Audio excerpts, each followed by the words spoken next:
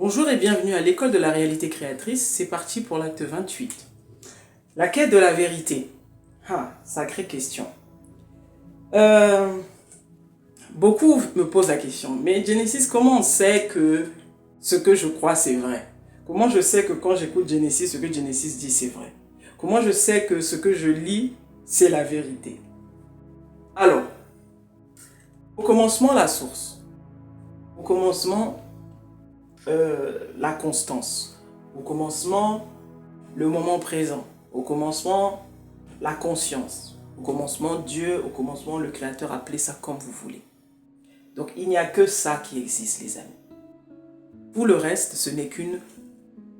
C'est l'illusion que cette constance est en train de vivre quelque chose qui est différent. D'accord? Donc si on part de ce point de vue, la seule vérité c'est celle-là en fait. Quand tu sais que tu es ça, tout le reste ce n'est que des préférences selon l'expérience que tu vas vivre. Ok? C'est-à-dire que la vérité, elle diffère de moi, elle diffère de toi, elle diffère du voisin. Parce que quoi? On a différents parcours, on a différentes vies, on a une histoire totalement différente. Comment tu veux qu'on puisse avoir la même vérité? Elle peut se ressembler, mais elle sera jamais exactement la même. Parce qu'on est des êtres uniques. D'accord? Toi, tu as ton empreinte énergétique, j'ai mon empreinte énergétique.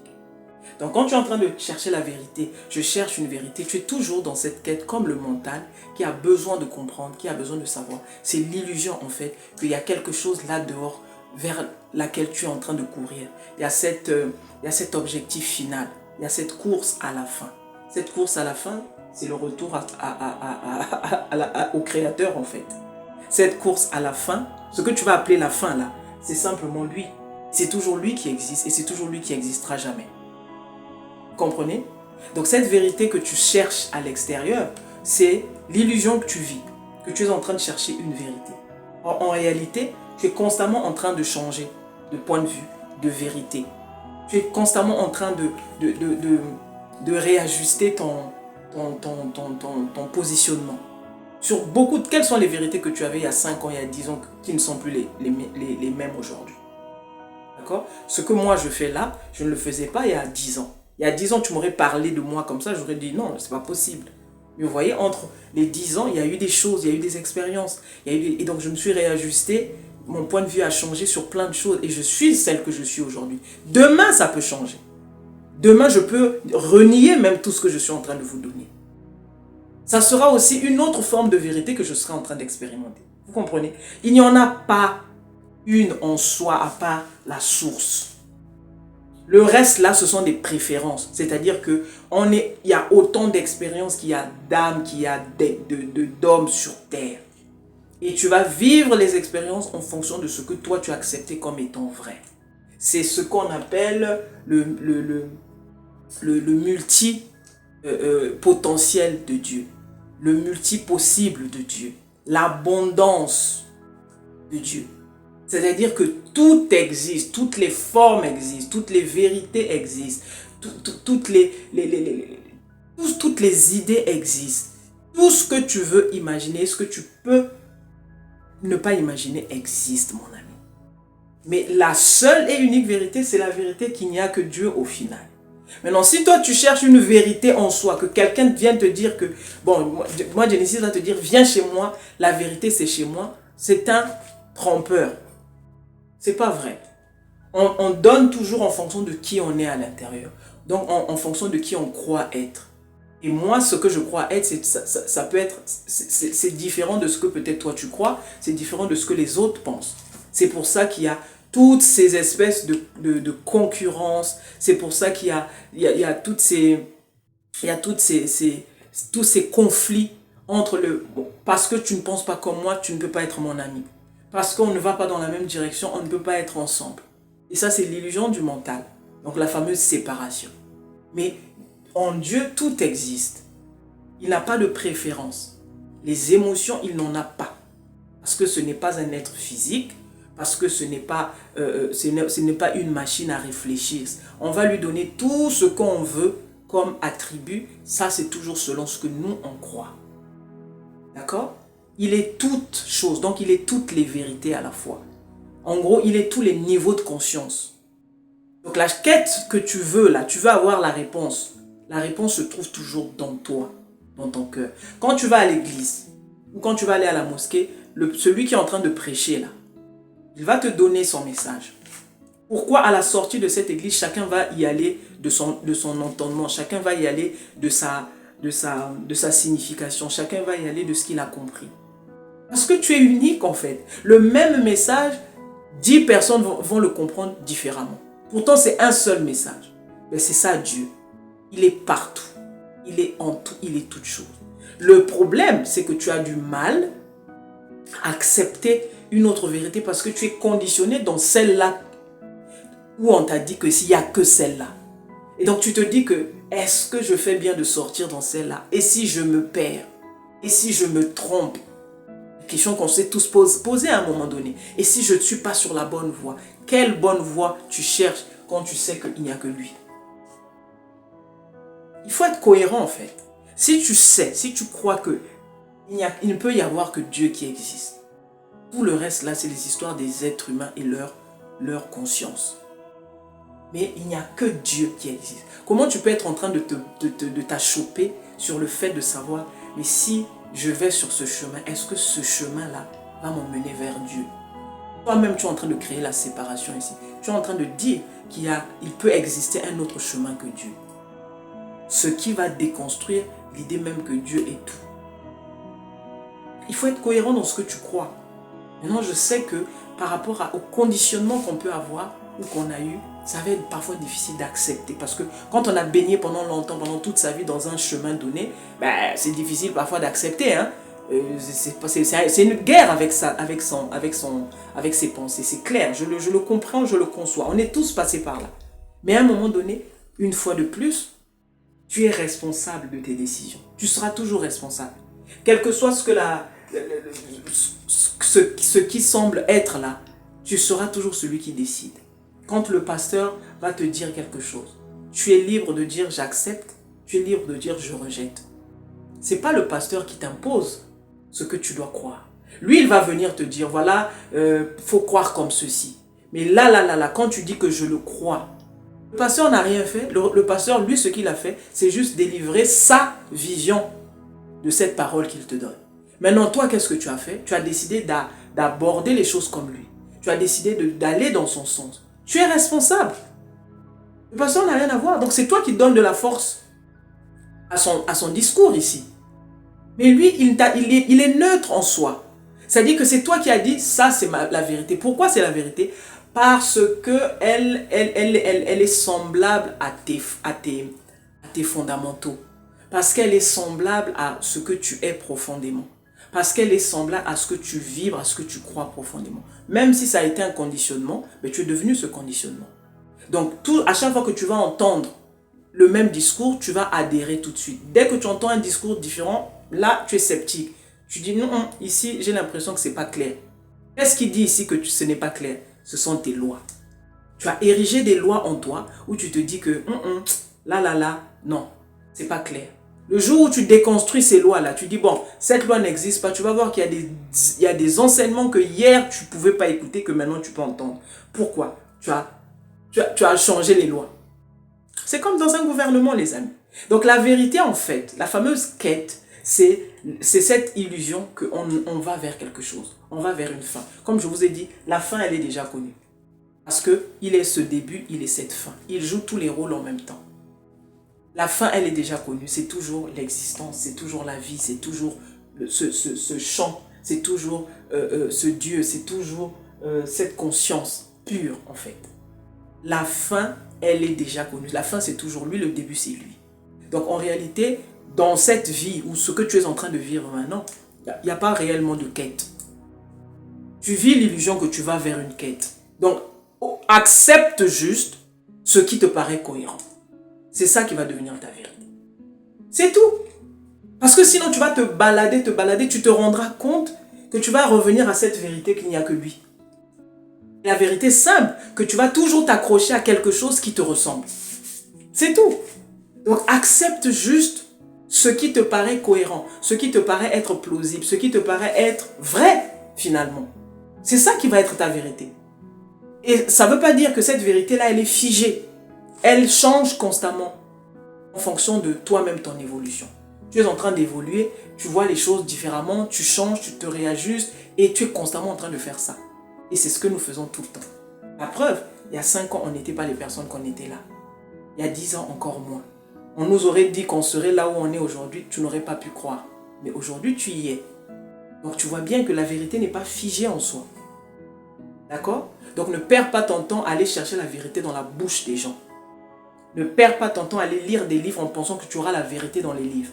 Celui qui est en train de rédiger son livre, il est en train de te donner son positionnement. Il est en train de te donner sa vérité à lui. Il est en train de te donner sa vision à lui. Ce n'est jamais toi. Toi, tu ne fais que lire.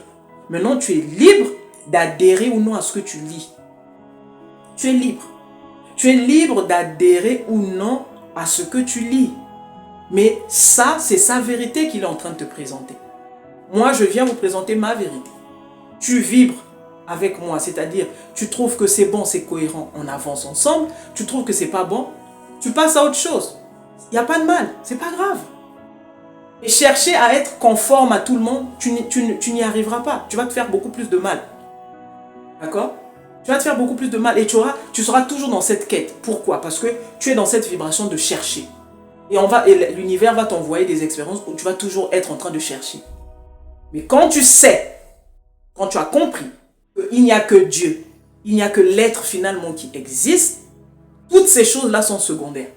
Tu passes beaucoup plus de temps à être vrai avec toi-même, c'est-à-dire, quelle est la vérité qui me parle? Quand j'écoute tel message, qu'est-ce que ça me fait? Est-ce que je frémis? Est-ce que je me dis, oui, c'est ça, c'est comme ça que je veux? Moi, par exemple, ce qui me chiffonnait dans la religion, c'est le manque d'amour. Alors qu'on nous prône l'amour. C'est ça qui me chiffonnait. Je dis, mais c'est pas possible. Je refuse de croire en un Dieu qui te parle. On te parle d'un Dieu miséricordieux, mais quand je regarde les agissements humains, c'est tout le contraire. Je dis non. Le Dieu qu'on me vend là, je ne veux pas y croire. Donc j'ai décidé en fait. J'ai décidé. Je suis responsable de ce que je suis en train de faire. J'attends pas que quelqu'un vienne me dire non, la vérité elle est ici. J'ai écouté au plus profond de moi. Jusqu'au jour où j'ai écouté un message qui pour moi ressemblait beaucoup plus à l'image que j'ai de Dieu, par exemple. Cet amour inconditionnel, quand j'écoute, je dis ah oui, ça c'est beaucoup plus quelque chose qui ressemble à ce que j'ai envie de penser de Dieu. Mais tu ne peux pas mettre Dieu dans une case. Dieu, il est toute chose. Donc, toi, si tu le vois grand, ben, tu vas continuer de le voir grand. Mais il y en a qui le voient petit, il y en a qui le voient même inexistant. Tout ça, c'est lui. Donc, dans tout ça, on va prendre qui, on va laisser qui. Ça, c'est revenir encore à l'histoire du paradis et de l'enfer. D'accord? C'est-à-dire qu'il y a des bons, il y a des mauvais, qu'il y a la lumière, il y a l'ombre. Tout ça, ça fait partie de lui. C'est juste, comme je dis, l'amour, c'est comme sur une échelle. Il y a l'amour, ce que les autres vont appeler, par exemple, le bas astral. Donc, l'amour tout en bas, tout en bas, tout en bas, c'est ce que tu vas appeler l'ombre. C'est ce que tu vas appeler les ténèbres. Et l'amour tout en haut, c'est ce que tu vas appeler la lumière. C'est comme une échelle, en fait. Donc, c'est toujours l'amour. Hein. Il n'y a que l'amour qui existe. Quand celui qui est en train de faire le mal, il est animé toujours par l'amour. Mais c'est un amour perverti, c'est un amour défiguré, c'est un amour malsain. C'est-à-dire celui qui est tout en bas là. Je prends l'exemple. Vous voyez même ce que je suis en train de vous dire, ce ne sont que des concepts. Mais c'est pour essayer d'éclairer l'homme, pour que l'homme essaie de comprendre. Celui qui va tuer son frère, il a envie, par exemple, de ressembler à son frère. C'est la jalousie qui l'anime. La jalousie, c'est quoi? C'est le fait de ne pas se voir, le fait de ne pas se reconnaître, le fait de ne pas s'accepter comme on est. Donc, on aimerait avoir la place de l'autre, par exemple. On aimerait ressembler à l'autre. Et donc, le fait que moi, je n'arrive pas à être comme l'autre, qu'est-ce que je fais? Je vais tuer l'autre. Par exemple, l'histoire de Caïn et d'Abel. Mais quand tu vois, par exemple, l'histoire de Caïn et Abel, pour les religieux ici, 2 frères, mais l'autre fait des présents à Dieu, comme on dit, il fait des beaux sacrifices à Dieu. Il va donner, quand il va donner une chèvre, il va prendre la chèvre la plus grasse et tout ça, celle qui est en bonne santé. L'autre, quand il va faire des présents à Dieu, il va donner, c'est-à-dire la chèvre la plus squelettique, celle qui a faim, celle qui a maigri. Donc Dieu va adhérer à l'offrande de celui qui fait la meilleure offrande. Mais c'est une image ici. C'est une image en fait. Donc, toi maintenant, c'est la jalousie. Toi qui donnes le moins bon sacrifice, tu vas être jaloux de celui qui donne un meilleur sacrifice. Pourquoi il dit, je ne suis pas comme lui? Pourquoi Dieu l'aime plus que moi? Et tu vas aller le tuer. L'amour ici de Caïn, c'était quoi? En réalité, c'est cet amour qu'il recherche. C'est-à-dire que pour lui, c'est cette façon c'est comme ça qu'il sait s'aimer. Le fait que Abel ne soit plus là, je vais enfin prendre la place. On va enfin me voir. Ça, je vous le fais au plus simple. Mais il y a une signification plus métaphysique de l'histoire de Abel et Caïn. Je suis en train de vous expliquer ici l'amour, en fait, au niveau de l'échelle. Donc, l'amour ici pour Caïn dans son cœur noir, comme on va le dire, c'est parce qu'il n'était pas assez suffisamment vu par ses parents et encore moins par Dieu. Dieu n'adhérait pas à son sacrifice parce qu'il trouvait que son sacrifice était quelque chose de négligé. Ok? Donc le cœur n'y était pas en gros. Et donc Caïn a jalousé son frère jusqu'à le tuer. Qu'est-ce que ça signifie ici par rapport à l'amour? Donc c'est l'amour qu'il ne reçoit pas des autres, il se dit que je vais le prendre par la force. C'est simplement quelqu'un qui avait besoin d'amour, qui avait besoin d'aimer. Parce qu'il n'y a que ça en réalité. Mais le mental va s'arrêter sur l'acte qu'il a posé. Il a tué son frère. Et comme on a créé des lois où le meurtre est un délit, ou est un crime, ben à ce moment-là, il y a une sanction qui tombe. Donc Dieu l'a frappé, par exemple. Vous comprenez? Mais c'est toujours l'amour qui parle. Ceux qui font les pires tueries dans ce monde-là, quand vous allez regarder au plus bas de la racine, c'est quelqu'un qui est en quête d'amour. C'est sa façon à lui de s'aimer. Quelqu'un qui va aller se venger, il a juste besoin d'avoir cette satisfaction de lui-même. On m'a fait trop de mal, maintenant je vais me venger. Quand il se venge, il a l'impression de revivre. Il a l'impression que il a à nouveau cet amour qu'on lui avait ôté. Vous comprenez? C'est l'amour, comme je vous dis, c'est l'amour déguisé, c'est l'amour malsain, c'est l'amour défiguré.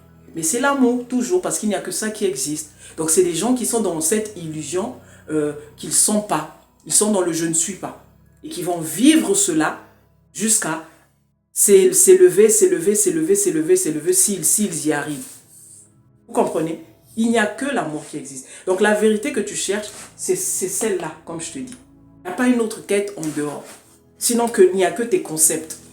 Il n'y a que tes concepts. Tu n'es guidé dans l'expérience ici, tu n'es guidé pas que par les concepts. Il n'y a que ça qui fait que tu vis l'expérience que tu vis. Donc tu seras toujours attaché à un concept. Tu auras toujours une vérité qui ne fera jamais l'unanimité. C'est pas possible. Donc quelle que soit la vérité que tu vas trouver, elle ne fera jamais l'unanimité. Une partie de ta famille sera d'accord avec toi, une autre ne sera pas d'accord. D'autres vont te mener la guerre, d'autres vont te traiter de tout. Mais c'est à prendre ou à laisser. Pourquoi? Parce que tu as décidé de croire en ta vérité profonde. En ce que tu crois être la vérité en fait. Mais il y en a beaucoup d'autres qui existent, qui coexistent, parce que tout coexiste dans ce monde ou dans cette dimension-là. Vous comprenez? Donc cesse de chercher quelque chose que tu as déjà en toi. C'est juste que tu as peur de faire le pas. Tu as juste peur de prendre cette décision, de se dire, bon, ok, comment je fais? Et qu'est-ce que les gens vont pas dire? Est-ce que les gens vont pas m'insulter? On va me traiter de tout. Je vais vivre peut-être le rejet dans ma famille. On va me traiter de je sais pas moi, tous ces termes-là les envoyés du diable, les 666, enfin, surtout les religieux qui sont dans cette histoire d'apocalypse là. On va dire que je suis un machin dans l'église, je suis un pion, je suis un démon, je suis possédé, que je suis franc-maçon et tout ça, alors que tous ces termes-là ne veulent rien dire en réalité. Ça veut rien dire. Une fois de plus, c'est que des concepts. Mais vraiment, la quête, la vérité, c'est toujours toi. C'est-à-dire le curseur revient toujours vers toi. Quand tu entends quelque chose, quand tu vois quelque chose, qu'est-ce que tu décides? Quand tu lis quelque chose, qu'est-ce que tu décides? Est-ce que c'est vrai pour toi? Est-ce que ça ne l'est pas? Donc, comment savoir si Genesis dit vrai? Écoute ton cœur. Comment savoir si ce que tu as lu hier, c'est réel? Écoute ton cœur et observe autour de toi. Rentre dans l'observation, dans ta vie de tous les jours. Regarde comment tu agis, comment tu réagis, regarde comment les autres agissent, regarde comment les autres réagissent.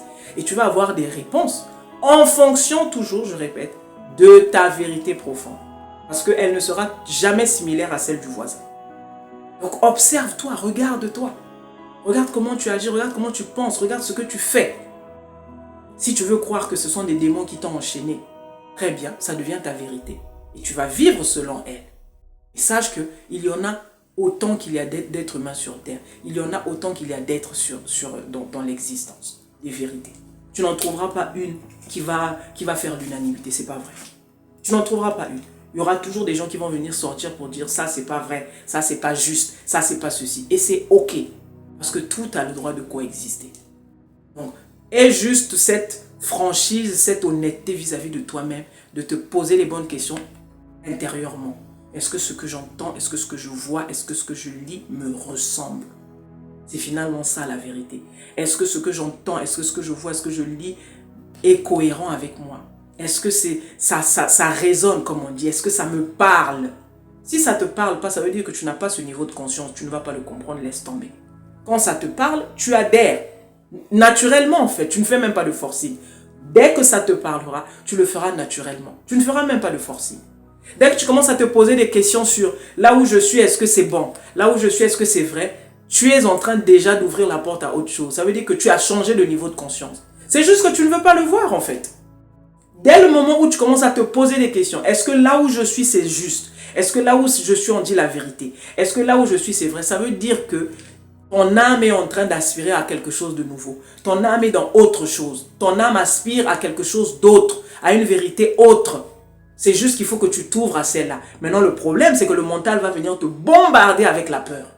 Oui, mais est-ce que tu es sûr? Est-ce que si tu vas là-bas, est-ce que tu es sûr? Est-ce que, fais attention, hein, on avait dit qu'il va te parler tous les versets bibliques qu'on t'avait donnés. Et tu vas être dans la balance. Et c'est là où tu deviens malheureux. Tu as l'impression que tu es perdu. Tu as l'impression que plus rien ne te parle. C'est juste parce que tu ne veux pas accepter le chemin que tu veux prendre. Mais tu as des indicateurs là qui sont en train de te parler. Le fait que tu es resté 10 ans dans un truc, à la 11e année, tu te dis non, je suis plus à l'aise dans ça. Quand j'entends les prêches, j'ai l'impression que c'est vide. Quand j'entends les gens parler, j'ai l'impression que les gens sont creux. Ça, il y a un réveil qui est ici en train de se passer en toi. C'est juste que ton mental est en train de faire la force ici. Il veut te retenir là-dedans parce qu'il est habitué aux 10 ans que tu as passé. Donc l'inconnu là, il ne veut pas y aller. Donc il va te bombarder avec la peur. Il va te bombarder avec toutes ces histoires de trahison et tout ça. Tu vas te dire, peut-être que je suis en train de trahir la famille ou je suis en train de trahir mon église. Peut-être que je suis du mauvais côté.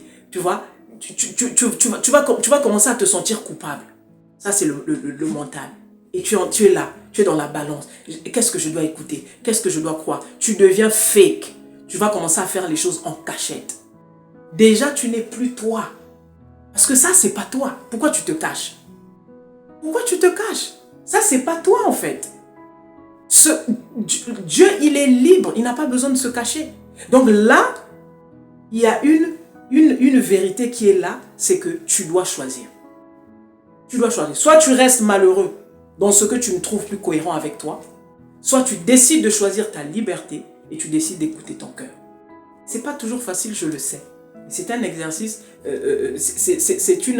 c'est une situation par laquelle tu vas être obligé de passer. Ou tu vas rester malheureux à vie, à faire semblant pour plaire, une fois de plus. Tu rentres dans les cases, parce que tant que tu rentres dans les cases, tu as l'impression d'appartenir à ce groupe-là. Tu te dis que bon, ça va, je suis à l'abri, mais est-ce que c'est réellement toi? Est-ce que c'est réellement toi?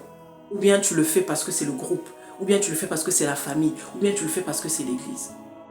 Tu n'es pas vrai avec toi-même. Parce qu'il y a des choses que tu entends avec lesquelles tu n'es pas d'accord. Mais tu n'es pas capable de les remettre en question. Tu n'es pas capable d'avoir un esprit critique. Tu subis. Et tu vas dire quoi? Que c'est mon destin? Non, c'est le destin que tu t'es choisi. Tu as toujours le choix de dire non à ce que je n'aime pas. Non à ce que je vois qui ne me correspond pas. Mais il faut avoir le courage de le faire. Donc la quête, c'est une illusion encore du mental. Il n'y a aucune quête. Tu sais ce que tu veux. Tu sais ce qui est vrai. Tu le sais. Si tu écoutes ton cœur, tu sauras ce qui est vrai. Si tu écoutes ton cœur, tu sauras ce qui est vrai, ce qui est bon, ce qui a du sens pour toi. Aussi simple que ça. D'accord? J'espère que ça va aider quelqu'un. À bientôt pour l'acte 29 du coup. Merci à vous les gars. C'était Genesis. Ciao.